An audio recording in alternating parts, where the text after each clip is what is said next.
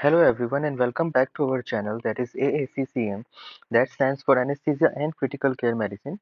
Myself Dr. Sahil Gupta, I am working as an associate consultant in the field of critical care medicine, and we are starting a parallel series on ECG. ECG is a very big topic, so we'll be taking it in various classes, and so you have to be very patient about it. Now in this lecture we'll be taking few basic abnormalities or the cardiac arrhythmias which happens in day-to-day practice. Coming first, that is the sinus bradycardia. Now, sinus bradycardia is an normal phenomena which happens in a patient or an athlete. Okay. Now, the thing here to remember it is as this is a sinus rhythm. It has the normal P, Q, R, S, T complexes and the morphology. The rate is less than 60 beats per minute, and bradycardia can often be a normal finding in an athletic patients or with patients with high vagal tone, and it is seldom necessary to correct fit patients until the heart rate is less than 40 beats per minute. Okay, so you have to remember that apart from having an abnormality, it can be present in normal patients also or normal individuals also. Now, as we see the rhythm here, it is a sinus rhythm. The rate is less than 60, and there is normal morphology of P, Q, R, S, and T. Okay. Now coming back to the causes of sinus bradycardia, as we dealt that it can be due to surgical factors, medicinal factors, or pharmacological causes. The surgical factors such as vagal stimulation during anal or genito-cervical dilatation. Medical causes can be cardiac in origin, that can be myocardial infarction, sick sinus syndrome, or it can be a non-cardiac in origin such as hypothermia, raised intracranial pressure as defined by Cushing's reflex, and hypothyroidism. Finally, it can be due to pharmaceutical causes. It can be due to the use of beta blockers or digoxin, or indirect effects from specific drugs, side effects of halothane, or anticholinestrases such as neostigmine. Now, coming to the management for sinus bradycardia, first of all, you have to remember in any kind of arrhythmia, you have to treat the underlying cause. So, if an examiner asks you like what is the treatment for a specific arrhythmia, you have to first say that we will try to find out the underlying cause and we'll try to correct the underlying reversible causes first. Okay, so if the bradycardia still persists after identifying and correcting the underlying causes, you have to give the patient atropine in a dose of 20 mics per kg or glycopyrronium, that is 10 mics per kg. If bradycardia is resistant to the above and the patient is known to take beta blockers, we have to consider giving adrenaline or isoprenaline by infusion. Or if the bradycardia is entirely drug resistant, we have to take the patient to the cath lab and insert a pacemaker. Okay, so this is the treatment for sinus bradycardia. Coming to sinus arrhythmia, the normal fluctuation is between 60 to 100. Okay, so if the rate is greater than 60 but less than 100 with normal complexes and normal PR intervals, but the RR interval is irregularly placed, we label it as sinus arrhythmia. Okay, and point to be remembered here, it is the sinus arrhythmia alters with respiration, and it can be a normal finding especially in young patients. So this is the reason it is called sinus. Okay, and a sinus arrhythmia is usually of no concern perioperatively. Okay, so again, the rate is between 60 to 100 with normal complexes of the PR intervals, but the RR rate or the RR spacing is disturbed. Coming to the third, that is atrial ectopics. Atrial ectopics are usually common but are benign. Okay, and the causes include here are the side effects of anesthetic drugs, the light depth of anesthesia, sepsis, shock, and ischemia. The management of atrial ectopics is exclusion of the correctable causes as we defined earlier with modification of the clinical management. and the specific treatment is often unnecessary unless consistent runs of atrial tachycardias occur. Now, if we see this ECG, there this is an atrial ectopic. Okay.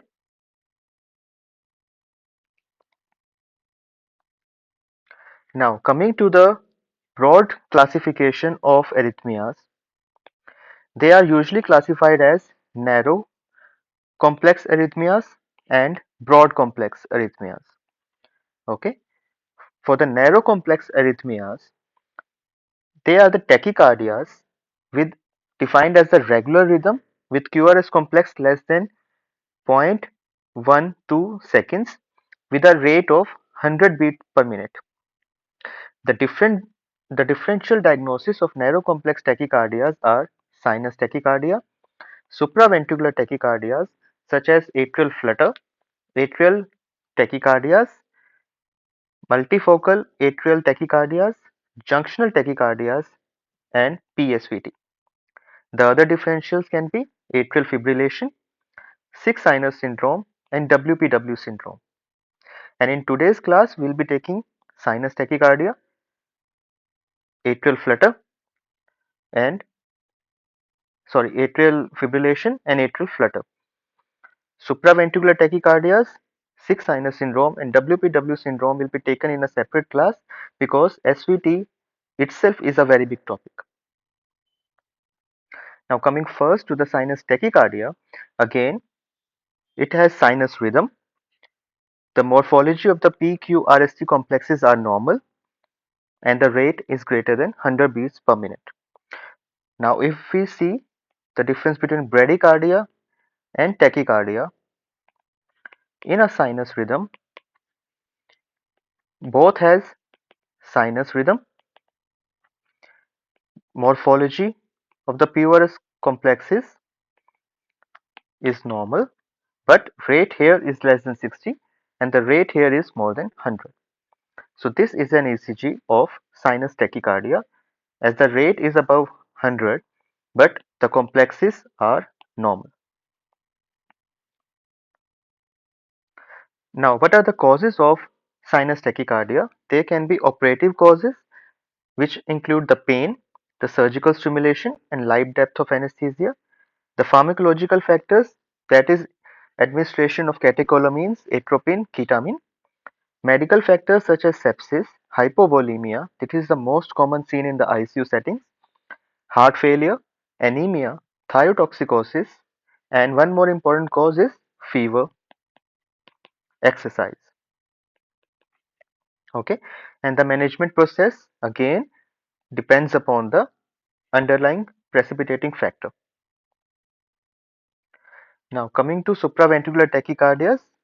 A supraventricular tachycardia is any tachycardia originating above the ventricles. Okay. Now, if this is a normal heart, and these are the atrias, and these are the ventricles, anything originating in this area that is above the ventricles, they are labeled as supraventricular tachycardia. Now, the nature of SVT depends upon the origin of atrial impulses. Okay. Now, what do I mean by this is impulses from the sinoatrial node can be sinus tachycardia, sinoatrial re-entrant tachycardias, and atrial flutter, or the impulses from the atrial myocardium itself can be ectopic, unifocal tachycardias, multifocal atrial tachycardias, and atrial flutter or fibrillation. So again, if the impulses are originating from the SA node or if the impulses are originating from the atrial itself, all will say that it is a supraventricular tachycardia.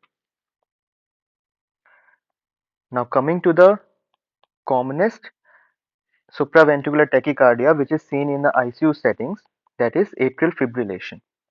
Atrial fibrillation is independent and uncoordinated atrial electrical activity with a ventricular rate dependent on the intermittent AV node transmission. Now, usually the rate is between 120 to 180 beats per minute. Okay. Now if we see this ECG here, this is a normal ECG. Okay. Here, this is an ECG of atrial fibrillation. The characteristic of a atrial fibrillation ECG is absent P waves and second irregular pulse, which is depicted by irregularly placed RR interval. Okay, so again, this ECG is very self-explanatory. If we see that the P wave here are absent and the impulses are irregularly placed. Now, as we know that atrial contraction or the atrial kick contributes to 30 to 40% of the normal ventricular filling. Therefore, a new onset AV a new onset atrial fibrillation can cause a marked reduction in cardiac output, hemodynamic status due to reduced ventricular filling. Okay, so if the patient is having an AF, the atrial kick is disturbed, which leads to decreased cardiac output and decreased hemodynamic stability, which further leads to ischemia. Now, the clinical features of atrial fibrillation are irregular pulse, and if we see a JVP, there will be no A waves or X descent, and on auscultation, there is first heart sound variance, and on ECG, as we told, that there is absent P waves with irregular QRS complexes. So it's very easy to diagnose an ECG of atrial fibrillation. Again, the heart rate should be 120 to 180. The most common cause, as we told, is myocardial ischemia, and the other causes can be sepsis, electrolyte abnormality. This is the most common cause of AF in an ICU setting. Hypertension, heart failure, thyrotoxicosis, alcohol, mitral valve disease. Now, the management of AF differs whether the duration is less than 48 hours or the duration is greater than 48 hours, and secondly, if the patient is hemodynamically stable or hemodynamically unstable. So these 4 points depict the treatment of atrial fibrillation. Now, if the duration is less than 48 hours and the patient is hemodynamically stable, again we have to correct the correctable causes, that is electrolyte disturbance, and secondly we have to give amiodarone, that is 300 milligrams in 1 hour infusion via central line, and we have to follow it up as 900 milligrams over next 23 hours. So we have to give 1200 milligrams in 24 hours. Okay.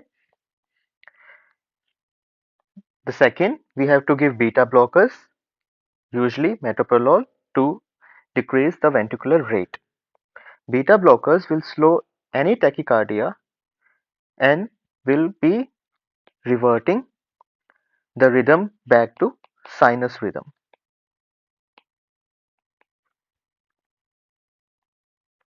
The third drug which is used is digoxin. The digoxin in the dose of 500 micrograms IV over 20 minutes can be repeated in 4 to 8 hours. The maximum dose again has to be dealt, that is 1 to 1.5 milligrams, because it has a narrow therapeutic index. And the dose has to be reduced in a patient of acute kidney injury, which is again very common in a setup of sepsis in ICU. We have to ensure the normal potassium levels, otherwise the risk of side effects are increased as it competes with potassium for the sodium potassium ATPase pump. And the third, digoxin is used for rate control only and will not cardiovert the rhythm back to sinus rhythm, unlike beta blockers.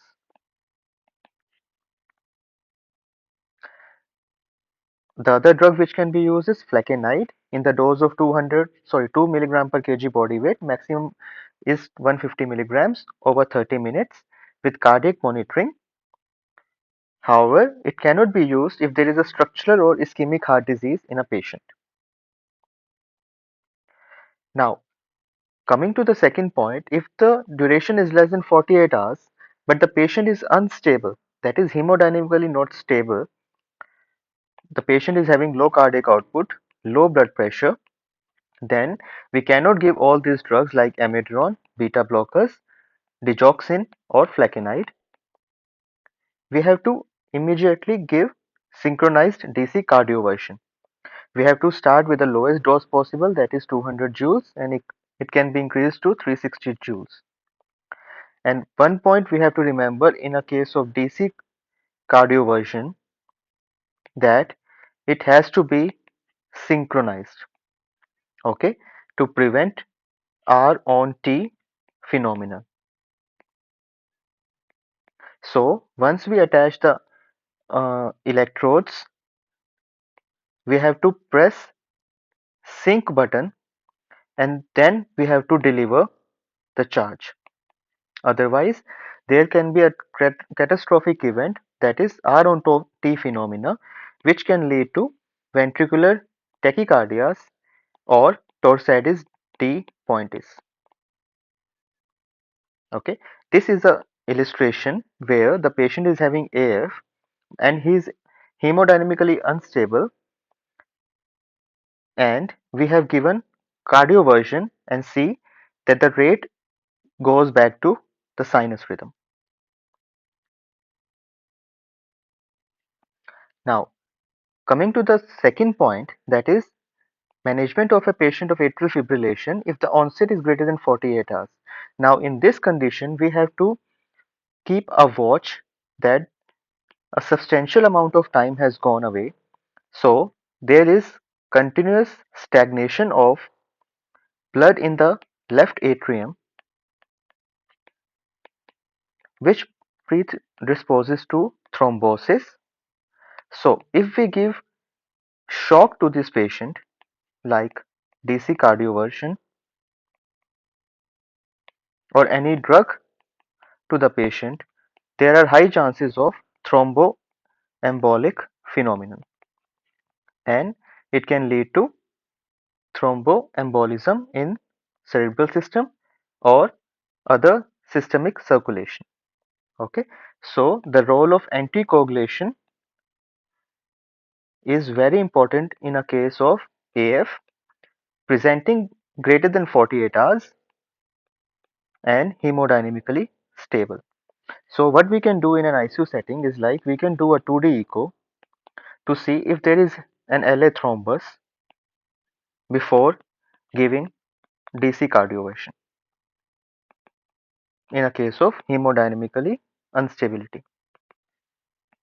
So patients suffering from AF greater than 48 hours have a high risk of atrial blood clots and embolizing systemically, causing a cerebrovascular event. Due to raised thromboembolic risk, patients should be anticoagulated for at least 3 weeks before ventricular rate control to less than 100 beats per minute. So this is a very important point, and this is the significance we were talking about earlier, that how much is the duration of onset of AF. So the treatment here can be digoxin for rate control.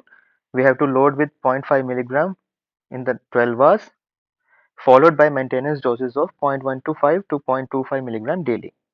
We can use beta blockers like metoprolol, amiodarone in the form of tablets or IV, verapamil, and we have to anticoagulate with warfarin unless contraindicated. So there is a simple mnemonic, if you can remember it as ABCD. A for amiodarone, B for beta blockers, C for calcium channel blockers, and D for digoxin. Now coming to the last topic of today's lecture, that is atrial flutter. Atrial flutter is due to electrical impulse re-entry into the atria, often giving a atrial rate of greater than 300 beats per minute. In atrial fibrillation, the rate was 120 to 180. Okay, Now here the atrial rate is 300 beats per minute with a ventricular rate of approximately 150 beats per minute. The atria contract greater than 150 beats per minute due to ectopic focus, causing P waves to be superimposed on T waves, giving it as flutter waves. This is a classical example of atrial flutter. You can see the fluttering of the waves, that is sawtooth appearance, something like this. Atrial flutter can occur with any kind of AV block, that is 2:1, 3:1, etc. Okay, so here if we can see 1, 2, 3, 3 beats are left, so it is a 3:1 AV block with atrial flutter. Now coming to the treatment, if the patient is hemodynamically stable, we have to give carotid massage and Valsalva maneuver, and we have to give adenosine in the dose of 0.2 milligram per kg IV, and it can be administered to slow the AV conduction. Now the point to be remembered with adenosine is like it has a very short half-life, so it has to be given by a rapid bolus of normal saline. So what we do is like we use a three-way attached with one port with adenosine and the second port with 20 ml NS flush. We give adenosine and NS flush together simultaneously so that it reaches the circulation. Okay. And if the patient is, and again the other drugs can be used that are beta blockers and calcium channel blockers. And if the patient is hemodynamically unstable and the duration is less than 48 hours, we have to again give synchronized DC cardioversion.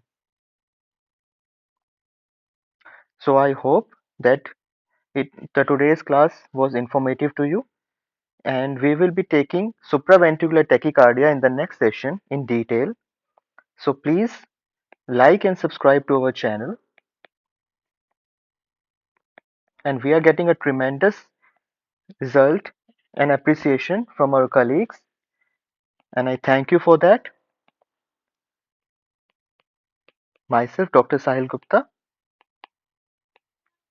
and thanks again for watching this video. Stay tuned. Thank you.